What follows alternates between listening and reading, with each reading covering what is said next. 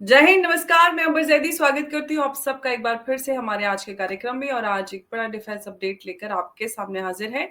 बात करेंगे इंडिया और फ्रांस के बीच में होने वाली डिफेंस डील। एक बहुत बड़ी डिफेंस डील इंडिया और फ्रांस के बीच में होने वाली है। रफाल की डील भारत और फ्रांस के बीच में होने वाली है 64,000 करोड़ की। और जिसकी मंजूरी कैबिनेट की जो स्पेशल कमेटी है ऑन सिक्योरिटी उससे मिल चुकी है। ये बड़ा संकेत है, बड़ा अपडेट है। साथ ही साथ कई सारे और डिफेंस अपडेट्स हैं, उस पे हम बात करेंगे। और हमारे साथ इस पर चर्चा करने के लिए मौजूद हैं उमेश अग्रवाल जी। बहुत-बहुत स्वागत है आपका। जय हिंद, नमस्कार। जय सिया राम अंबर जी। जय सिया राम। उमेश जी, बड़ा अपडेट है, बड़ा ये हम सबके सामने जिसमें भारत और फ्रांस के बीच में रफाल डील होने वाली है 64,000 करोड़ की। कितना बड़ा अपडेट और किस तरह से देख रहे हैं आप इसको? देखिए, ये रफाल का मराइन वर्शन है। इसको ये जो 64,000 करोड़ की डील है, जिसमें 26 रफाल मराइन एयरक्राफ्ट परचेज किया जा रहा है। इसमें बताया जा रहा है कि 22 aircraft will be single seater and 4 aircraft will be double seater, और हुँ, इसको आईएनएस विक्रांत पे प्लेस किया जाएगा। हुँ, आपको मालूम है, हमने 2016 में हुँ। 36 रफाल लिए थे 59,000 करोड़ में। ठीक जी। है। और उसके बाद आपने देखा है कि चाइना जो हमारे ऊपर एक थ्रेट हो रहा था, वो अचानक उसके सुर भी चेंज हो गए। क्यों हुए हैं? क्योंकि रफाल के अंदर हमारे पास beyond visual range attack management system की मिसाइल्स उस समय थी, मीटियोर मिसाइल्स उसके अंदर हम लगा सकते थे। इसमें क्या हुँ, न्यूक्लियर वॉरहेड रख के हम सीधा चाइना के ऊपर हमला कर सकते थे। ये फैसिलिटी हमारे सुखोई में नहीं थी, हमारे बाकी उस समय जहाज में नहीं थी। इसके बाद अलग आपको मालूम है कि भारत ने अपना खुद का ही बीवीआर मिसाइल डेवलप कर ही लिया है। ठीक है। और ये जो मिसाइल्स ये जो एयरक्राफ्ट है, 26 एयरक्राफ्ट, एक एयरक्राफ्ट का दाम कम से कम 2400 करोड़ रुपया हो रहा है। अगर आप हिसाब लगा रहे तो 2400 टू 2500 करोड़ का एक एयरक्राफ्ट पड़ेगा। इसमें टोटल मेंटेनेंस, टोटल मतलब इसका जो भी ऑपरेशनल डिफिकल्टी जैसा भी आएगा, France will take care of everything. India ने अभी क्या किया कि ये एयरक्राफ्ट लेना भारत को बहुत ज़रूरी था, क्योंकि हमारा जो समुद्र क्षेत्र है, वो इट इज़ अराउंड 7500 किलोमीटर्स का हमारा कोस्ट लाइन है। ठीक है? तो इस समय अभी आपने देखा कि आईएनएस विक्रांत हमने लिया था। आईएनएस विक्रांत के ऊपर हमें एक तरह से एयरक्राफ्ट चाहिए। तो ये एयरक्राफ्ट उधर काम आएगी। भारत की जो सैन्य शक्ति है, जो हाई सीज पे है, इंडियन ओशन रीजन में बढ़ जाएगी। तो हम चाइना के जो भी सबमरीन्स आते हैं या कोई भी काम होता है, अगर हमारे पास ये शक्ति आ जाती है, एयरक्राफ्ट के ऊपर अच्छे एयरक्राफ्ट आ जाते हैं, तो हमारा जो सैन्य शक्ति है बढ़ जाती है। अभी आपने सुना होगा कि यूएस की 7th फ्लीट है, यूएस की इतनी सारी फ्लीट्स है, जो भी बड़ इनके पास बहुत बड़े-बड़े कैरियर्स होते हैं, उसके ऊपर जहाज रहते हैं। तो एक तरह से चलता-फिरता एक सिस्टम होता है। तो भारत ने इसके ये बहुत बड़ा कदम लिया है, और एक तरह से इससे भारत का जो इंडियन ओशन रीजन में है, वो वहाँ पे भारत की सैन्य शक्ति बढ़ने वाली है। जी, बिल्कुल। भारत की सैन्य शक्ति बढ़ने वाली है। और हम इंडियन ओशन रीजन की बात करते हैं तो इंडियन ओशन रीजन में भारत खुद और जो साथ में जो इंडियन ओशन की और कंट्रीज़ हैं उनकी भी सुरक्षा के लिए काफ़ी आगे कदम उठा रहा है। जिसमें हमने रिसेंटली देखा कि भारत और श्रीलंका के बीच में भी डिफेंस डील जो या फिर कहें डिफेंस का करार होने वाला है रक्षा को लेकर। तो कई सारे अहम अपडेट्स इसमें रहे। अगर हमारे पास जो आपने कहा है कि रफ़ाल पे जिस पे हम बात करें भारत और फ्रांस के बीच में होने वाला है। अ, वैसे तो जो भारत और श्रीलंका के बीच में है वो ये है कि हम उनकी जो मिलिट्री रिक्वायरमेंट्स है उसको पूरा कर सकते हैं, वो कैपेसिटी हमारे पास है। लेकिन रफ़ाल हमारे पास ऑलरेडी था, जिसको लेकर काफ़ी हमने देखा कंट्रोवर्सी भी हुई। लेकिन ये आपने कहा कि मरीन वर्ज़न है। इससे आने के बाद क्या कुछ हमें बदलाव और कितना स्ट्रेंथन हो जाएगा हमारा नए देखिए, रच ये जो डील है, गवर्नमेंट टू गवर्नमेंट डील हुई है। इसके जी। अंदर गवर्नमेंट टू गवर्नमेंट डील में क्या होता है कि जो भी एग्रीमेंट होते हैं, वो हुँ, सॉवरेन गारंटी के साथ आते हैं। हमने हुँ, जी के साथ जो डील की थी ना, वो गवर्नमेंट टू गवर्नमेंट डील नहीं थी। तो जी ने हमको 2 साल तक इंजन नहीं दिया, हमको लटका के छोड़ दिया। हुँ, गवर्नमेंट ऑफ गवर्नमेंट डील में ये फायदा होता है। और इसके अंदर वो इसके अंदर हमको वेपन सिस्टम, क्रू मेंटेनेंस, जो भी मतलब 5 साल के लिए कंप्लीट पैकेज के जैसे आएगा, जैसे हुँ, रफाल के वक़्त आया था। आपको मालूम है मैंने बताया था रफाल के अंदर मीटियोर बीवी रैम मिसाइल सिस्टम है। अ, अंबर जी आपको मालूम है उसका एक मिसाइल का कॉस्टिंग कितना है, एक यूनिट का 25 करोड़ रुपया लगता है। हुँ, भारत ने अस्त्र मिसाइल सिस्टम डेवलप कर दिया है, उससे भी ज़्यादा दूरी तक, और उसका दाम है 11 करोड़ रुपया, जो भारत की कंपनी भारत डायनामिक्स लिमिटेड ने बनाई है। तो हुँ, इनिशियली हमें क्या है, जब हमारे पास वेपन सिस्टम्स नहीं होते हैं, we have to import it from abroad. फिर बाद में हमारे जो साइंटिस्ट है उसके ऊपर काम करते हैं, उनके यूसेज, उनका जो क्रू को वो लोग ट्रेनिंग देते हैं, तो कहीं हुँ, न कहीं वहाँ से वो लोग इनपुट्स ले लेते हैं। उनको समझ में आ जाता है कि वेपन सिस्टम चलता कैसे है। फिर हुँ, भारत के अंदर वो सिस्टम्स बनते हैं और उसका इंडिजिनाइज़ेशन होता है। जैसे हुँ, हमने मीटियोर मिसाइल सिस्टम को हमने रिप्लेस किया हमारा अस्त्र मिसाइल सिस्टम से, बीवी-रैम जो beyond visual range attack management system बोलते हैं, उससे रिप्लेस किया है। तो ये फ़र्क पड़ता है। अब ये एक और एक चीज़ बता देता हूँ, ग्रीस के पास भी रफ़ाल है, ठीक है? तो ग्रीस ने हमको बोला है कि आप जो मीटियोर मिसाइल सिस्टम है, जो फ्रांस ने आपको दिया है, आप उसको आपने अस्त्र से रिप्लेस करने वाले हो, वो टेक्नोलॉज़ी आप हमको भी दे दो। तो आप देखिए कि हम सुखोई को हम कस्टमाइज़ कर चुके हैं, रफ़ाल पे काम कर रहे हैं, और आपको मालूम है सुखोई के ऊपर मेंटेनेंस के लिए बहुत सारी कंट्रीज़ भारत से सर्विसेज़ भी ले रही हैं। क्योंकि रशिया कर नहीं पा रहा है। सिमिलर चीज़ फ्रांस के साथ हो रही है। फ्रांस के की जो कंपनी है डसॉल्ट, उसके पास इतने ऑर्डर्स आ गए हैं कि वो पूरा नहीं कर पा रहा है। तो इसके लिए भारत के अंदर उसने एमआरओ फैसिलिटी बनाई है। तो कहीं न कहीं आप देख रहे हैं कि भारत उसके अंदर भी अपने वेस्टर्न सिस्टम्स कस्टमाइज़ कर रहा है, और उस हुँ, कस्टमाइज़ेशन सिस्टम में जो रफाल प्लेन्स है, बाहर भी कहीं यूज़ हो रहे हैं, उधर से भी हमको ऑर्डर आ रहे हैं।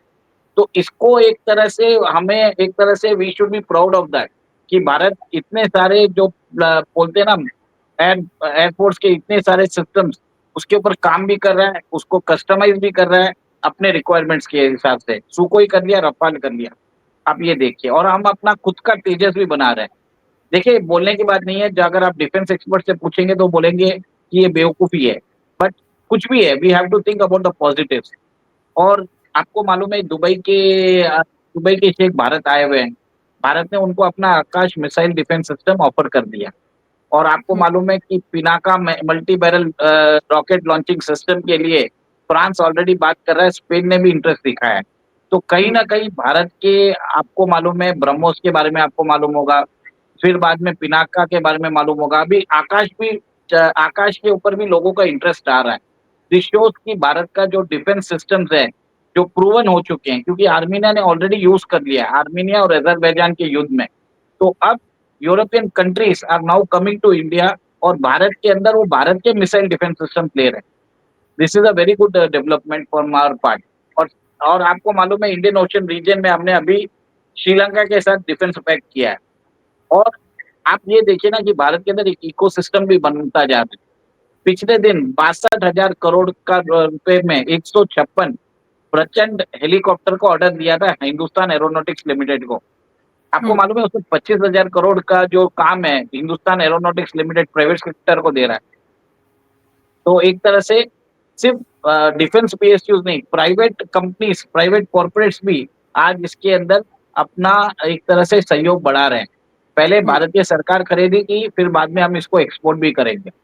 ये ऐसा एक भारत के अंदर एक मिलिट्री इंडस्ट्रियल कॉम्प्लेक्स बनता जा रहा है। जी, बिल्कुल और जैसे कि हमने पास्ट में भी देखा है कि जो लोकलाइज़ प्रोडक्शन को लेकर कई सारे कंट्रीज़ ने भारत के साथ ये ऑफ़र भी रखा है और ये अपने आप में बड़ा डेवलपमेंट है, जिस तरह से आपने कहा कि एक पूरा भारत में एक पूरा इस तरह से प्रोडक्शन को लेकर भी जिसमें टेक्नोलॉजी ट्रांसफ़र भी है, तो कई सारी चीज़ें बदलाव हम देख पा रहे हैं। लेकिन हम अगर और भी कई सारे जो मुद्दे हैं उनकी बात करते हैं। आकाश को लेकर भी हमारे सामने अपडेट आया कि भारत आकाश देने वाला है और कई सारे देशों को। उस पे आप क्या कहेंगे? देखिए, भारत का जो आकाश मिसाइल डिफेंस सिस्टम है, one of the most versatile defence systems है। जैसे आपने देखा कि ब्रह्मोस को अभी फिलीपाइंस ने ऑलरेडी 3 बैटरी ऑर्डर कर दी है, हमने उनको डिलीवर भी कर दी है। एडिशनल हुँ, 10 बैटरीज़ माँग रहा है। इंडोनेशिया माँग रहा है, इंडोनेशिया से बातचीत चल रही है, वियतनाम से बातचीत चल रही है। वैसे ही जैसे चाइना का भी इस तरह से इन्फ्लुएंस बढ़ता जा रहा है इंडियन ओशन रीजन में और साउथ चाइना सी में, ये सब कंट्रीज थ्रेटेंड हो चुके हैं। इनको एक और यूएस के जो वेपन सिस्टम्स हैं, they come with their own cloth, उनके अंदर आपके पास ऑपरेशनल सॉवरेनिटी नहीं रहती, दाम डबल रहती। भारत में ऐसा कोई भी क्लॉज नहीं है। भारत आपको वेपन सिस्टम दे देता है, आप अपनी सुरक्षा के हिसाब से आप यूज कर सकते हो। तो एक तरह से आप ये देखिए कि भारत दुनिया के वेपन सिस्टम्स को रिप्लेस कर रहा है। और जैसे नेटो और अमेरिका नेटो से निकलेगा, अगर बाई चांस हो सकता है, तो ईयू का मार्केट भी हमारे पास आ जाएगा। आज ऐसा है कि ईयू की जितनी कंट्रीज है वो नेटो के मेंबर्स है, और नेटो के चार्टर के हिसाब से they can only by the American weapons. और अगर नेटो क्रम्बल होगा और उसकी लाइक्लीहुड ज्यादा लग रही है, तो वी विल सी कि इंडिया के अंदर डिफेंस एक्सपोर्ट्स की भरमार आ जाएगी। इतनी सारी कंपनीज आएगी, आप सोच भी नहीं पाएंगे। क्योंकि अभी यूरोप में जो अगर कंपनीज है, जैसे आप देखिए स्वीडन की कंपनी है ग्रिपेन है, और यूरोफाइटर है, ये लोगों के पास खुद के एरोप्लेन बनाने, फाइटर एयरक्राफ्ट बनाने की सारी टेक्नोलॉजी है। फिर भी वो लोग, आपको मालूम है, वो लोग F-35 खरीदते हैं, क्योंकि नेटो का चार्टर है उसमें। अगर नेटो डिसॉल्व होता है, तो ईयू की जो डिफेंस कंपनीज है, इन लोगों को बिजनेस आएगा, और वो अपना प्रोडक्शन प्लांट ईयू में तो रखेंगे नहीं, वो भारत में बनाएंगे। जी, बिल्कुल। और हमने देखा है कि कई सारे देशों के द्वारा ये ऑफ़र भारत के सामने है कि वो भारत में प्रोडक्शन कर सकते हैं, जो भी उनके डिफेंस इक्विपमेंट्स है उसको लेकर। तो भारत डिफेंस में काफ़ी तरक्की कर रहा है, लेकिन इंडिजिनस टेक्नोलॉजी या उसकी बात करते हैं इन्वेंशंस की, उसमें अभी भी कई सारे हिंड्रेंसेस और कई सारे सवाल लोगों के सामने हैं। इंजन को लेकर तो बात बार-बार घूम फिर के वहीं आ जाती है कि अभी हमारे पास हम इंजन डेवलप नहीं कर पाए, जिसको हम कई सालों से जिस पे काम कर रहे हैं। और जिसमें अभी रिसेंटली हमने ये भी देखा कि भारत के सामने ऑफ़र है कि Bharat 6th generation fighter jet programme में भी शामिल हो सकता है। तो अभी 5th जनरेशन है नहीं, 6 पे पहुँच रहे हैं। कई कई सारे कन्फ्यूज़न है, कई सारे डेवलपमेंट्स देखिए भी हैं। देखिए हमारा 4th जनरेशन तेजस MK-1 जो एयरक्राफ्ट है, वो 4th जनरेशन है। फिर तेजस MK-1A है, वो 4.5 जनरेशन एयरक्राफ्ट है। और ये एम का है, ये 5th जनरेशन, और फिर 5 to 5.5 है। ये सब हुँ, साइड में चलते रहेंगे, ठीक है। और जो टेक्नोलॉजी 6th जनरेशन की है, उसका जो यूज होगा 2035 के बाद यूज होगा। तो एक लॉन्ग टर्म फोरसाइटेडनेस है। अगर हम 6th जनरेशन फाइटर एयरक्राफ्ट पे भी काम करें, और हमारा 5th जनरेशन भी डेवलप करें, जिसकी कैपेबिलिटी रहेगी 5.5, तो हम उसका जो एक्सपीरियंस हम गेन करेंगे, इमीडिएट ट्रांजिशन कर सकते हैं फ्रॉम 5.5 टू 6। तो एक तरह से कंटिन्यूटी रहेगा हमारे जो फाइटर एयरक्राफ्ट इंजन का प्रोग्राम है। तो मेरे हिसाब से इंडिया को ज्वाइन करना चाहिए, जो इटली, यूके और जापान वाला जो है, जो global combat air programme, air fighter programme, उसमें ज्वाइन करना जरूरी है। This will help us to maintain this continuity. अभी एक चीज है, आपने देखा है कि जब से आईएएफ के चीफ ने हाल को एक तरह से गालियां दी कि 10 साल में 40 फाइटर भी नहीं बना के दे सके, उसके बाद चेंजेस चालू हो गए। हाल की वर्किंग स्टाइल में भी चेंजेस चालू हुए हैं। तो कहीं ना कहीं हम देख रहे हैं कि बातें नहीं हो रही है, काम हो रहा है ग्राउंड पे। और इसके अंदर भी बताया जाता है कि जो मराइन रफाल बनेगा, उसके अंदर भी कोई प्राइवेट कंपनी शायद इन्वॉल्व हो सकती है, भारतीय प्राइवेट कंपनी इन्वॉल्व हो सकती है। It will be a joint venture, and it will be assembled and produced in India. अच्छा, ये तो अब बताया, पहले तो आपने मुझे इस बारे में कुछ बताया नहीं कि आप कह रहे डील हो रही है। अब डील डील में भी थोड़ा डिटेल में बता दीजिए क्या कुछ होने वाला है इस डील में? देखिए अभी ऐसा है कि डिफेंस रोज खबर आती रहती है, और ये सुबह ही आई है खबर, तो मैं इसके ऊपर ज्यादा देख नहीं पाया। जो प्रिलिमिनरी इंफॉर्मेशन है उस हिसाब से मैं आपको बता दिया। और डिफेंस के अंदर तो अपडेट्स आते रहते हैं, आपको मालूम ही है। और इसके अलावा अभी आप देखेंगे, हम फ्रांस से शायद स्कॉर्पियन वाली सबमरीन भी खरीदने वाले हैं। तो बहुत सारी डील्स बाकी है। और अब मेरे हिसाब से, जिस हिसाब से आपने देखा है कि हमारे नॉर्थ ईस्ट में, आपको मालूम है कि चाइना नजर बैठा है रखा है, क्योंकि मोहम्मद यूनुस ने जाके बोल दिया कि सेवन सिस्टर का गार्डियन है बांग्लादेश, और हमारे चिकन नेक के पास में सिलीगुड़ी कॉरिडोर के दूर ही वो एक एयर स्ट्रिप बना रहा है। तो भारत ने उधर अपने रफाल तैनात कर चुके हैं। अभी S-400 मिसाइल डिफेंस सिस्टम भी भेज दिया है उधर। तो कहीं न कहीं आप देखेंगे कि जो चिकन नेक है, सिलीगुड़ी कॉरिडोर है, उसको एक्सपेंड करने की ज़रूरत है, और वहाँ पे ऑलरेडी ड्रिल्स भी हो चुकी है। तो आपको मालूम है कि भारत अभी बांग्लादेश के खिलाफ कुछ ना कुछ होना ही वाला है वहाँ पे। अगर बांग्लादेश सुधरा नहीं और उन्होंने ऐसे ही वो statements, they start giving the statement, it would be a very difficult time for them. बिल्कुल। और बांग्लादेश की सुधरने की कितनी उम्मीद है, क्योंकि बांग्लादेश में तो जिस तरह से अभी बीते दिनों प्रधानमंत्री मोदी और यूनुस के बीच में मुलाकात हुई, तो उसको लेकर तो मतलब क्या-क्या बातें वहाँ पे हो रही हैं कि देखिए भारत झुक गया, यूनुस से मिल गया, और यूनुस के सामने झुकना पड़ा, वो तो नोबेल लॉरेट है, ये वो ऑल दैट। सर, अभी आप समझ लीजिए, अगर कोई भिखारी आपके दरवाजे आ जाता है, तो आप उसको लात तो मारते नहीं हो, कम से कम कुछ ना कुछ तो देते ही हो। तो भारत के पास आ गया, अभी सामने मोदी जी के सामने आके बैठ जाएगा तो क्या करेंगे? मोदी जी ने उसको बोल दिया कि आप अपने देश में माइनॉरिटीज को देखिए, स्टेटमेंट मत दीजिए, अपनी हद में रहिए, अपनी औकात में रहिए, बोल के उसको भेज दिया। अब हुँ। ये नोबेल लॉरेट ऐसा है कि सिर्फ भीख मांगने के अलावा कोई काम नहीं है। अभी अमेरिका के सामने भीख मांग रहा है कि हमारे ऊपर सैंक्शन मत लगाओ जी, हमारी इंडस्ट्री खत्म हो जाएगी। अब ये समझ लीजिए, नोबेल लॉरेट होके भीख मांगने के अलावा और क्या काम है? क्या सारे नोबेल लॉरेट सिर्फ भीख मांगते हैं क्या? मुझे वो दे बताइए। हमारा जो चाय वाले ने तो हमारी इकोनॉमी को कहीं का कहीं पहुँचा दिया। उसको 22 से 30 नेशंस ने हाईएस्ट गार्ड ऑफ ऑनर दिया है। और हुँ। इसको तो अपनी कंट्री में ही रेडिकल्स, और इसको सपोर्ट कौन कर रहा है बांग्लादेश में? सारे रेडिकल जिहादी सपोर्ट कर रहे हैं।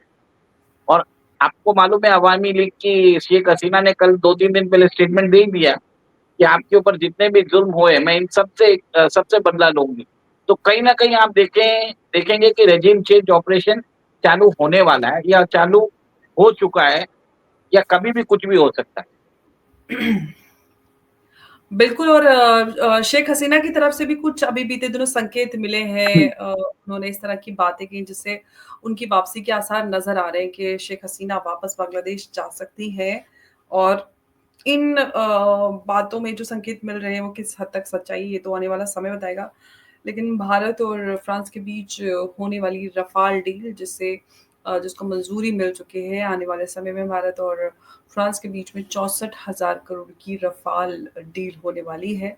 भारत ने पहले फ्रांस से रफ़ाल डील की थी, जिसको लेकर विपक्ष ने काफ़ी राजनीति भी की। इस बार जो डील होने वाली है, इसी वजह से गवर्नमेंट टू गवर्नमेंट ये डील होगी, ताकि किसी भी तरह के आरोपों का कोई स्कोप रह ना जाए। जिस तरह से भारत पे विपक्षी पार्टियों ने इस पर आरोप-प्रत्यारोप का दौर चलाया, और टीवी मीडिया में भी हमने देखा कि काफ़ी लंबा मीडिया ट्रायल इसके ऊपर चला, बहुत सारी और डिबेट्स और जी। आप ये भी देखेंगे कि अभी राहुल गांधी चालू हो जाएँगे, उनको चाइना से पैसे मिलेंगे, और वो चाइना के पैसों मिलने के बाद वो रफाल डील को वापस क्वेश्चन करेंगे कि हमने 59,000 में 36 प्लेन लिया था 1600 करोड़ में, और 26 प्लेन हमने 2400 करोड़ में लिया है। इसको रख हुँ। के वो रोना चालू कर देंगे। तो अब देखेंगे कि ये उनका रोना-धोना चालू हो जाएगा, कल से ही चालू हो जाएँगे वो। हाँ, हाँ, अभी तो इसको इनिशियली मंज़ूरी मिली है, आगे ये डील साइन होगी। जी, कुछ कहना जि चाहते हैं? जिस जिस दिन साइन हो जाती है, आप ये देखेंगे, फ्रांस का लिबरल मीडिया और भारत का भी लिबरल मीडिया, भारत के अंदर जितने एनजीओज़ हैं, जितने विशेषज्ञ हैं, कांग्रेस सपोर्टेड विशेषज्ञ हैं, और जो चाइनीज़ सपोर्टिंग विशेषज्ञ हैं, वो सब बोलेंगे बहुत महँगा प्लेन लिया है, चाइना में तो ये 500 करोड़ में बना दिया, आपने 2500 करोड़ दिए। तो ये सब तरीके से बातें आएँगी। आपको कुछ भी नहीं सुनना है उनकी बातें। हमको मालूम है कि ये ऑलरेडी ये को सुप्रीम कोर्ट में उन्होंने केस में फाइल किया था। सुप्रीम कोर्ट ने इसको उनको फटकार लगाई हुई है। अब ये वापस वो काम करेंगे क्या, वो देखना है। पर मोस्ट लाइकलीहुड जो जैसे राहुल गांधी का ट्रैक रिकॉर्ड है, मुझे पक्का मालूम है वो बोलेंगे।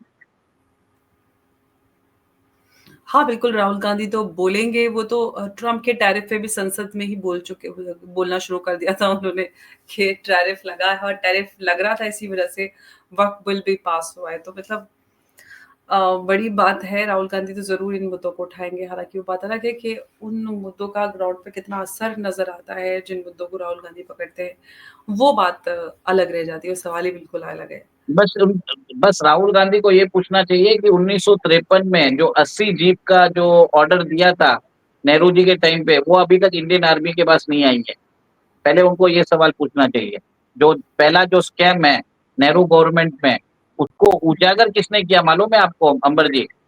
फर्स्ट स्कैम उनके दादाजी ने ही किया था, फिरोज गांधी ने। आप सोचिए, अब फिरोज गांधी का नाम कभी लेते नहीं है, वो इंदिरा गांधी का नाम लेंगे, वो राजीव का नाम लेंगे, नेहरू जी का नाम लेंगे। कभी आपने सोचा है फिरोज गांधी का नाम क्यों नहीं लेते? He was the person who expose the corruption in the Nehru government. अपने खुद के ससुर जी के खिलाफ किया था, आप अपने खुद के दादाजी को भूल गए। ये सोचिए, हमको ये क्वेश्चन पूछना चाहिए उनको। बिल्कुल, बहुत बढ़िया और बहुत अच्छा सवाल है, लेकिन वो तो अपने दादाजी का तो नाम भी नहीं लगाते वो, अपने दादी का नाम नहीं लेते। उनकी तो मजार पे फूल भी चढ़ाने नहीं जाते वो लोग, आप वो सोचिए। माँ के लिए, अपने नाना के लिए इतने इतने एकड़ों का उन्होंने बना के रखा है मेमोरियल। और अपने दादाजी जो सही में सही आदमी थे, फिरोज गांधी, उनको कोई पूछता भी नहीं है। और आपको एक चीज बता दूं, ये भारत का दुर्भाग्य है कि the first corruption crusader Feroze Gandhi को सब लोग भुला चुके हैं। बीजेपी ने भी अपने फायदे के लिए उनको यूज किया है, बस उनकी जो फिरोज खान और गांधी की, वो उनको यूज किया है। अपार्ट फ्रॉम, अगर देखा जाए, he was the only Gandhi who was the honest Gandhi.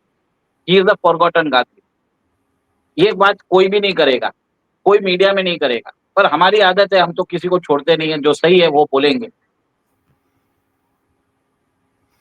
जी, बिल्कुल। और उमेश जी, धन्यवाद आपका हमारे साथ आज की इस चर्चा में जुड़ने के लिए।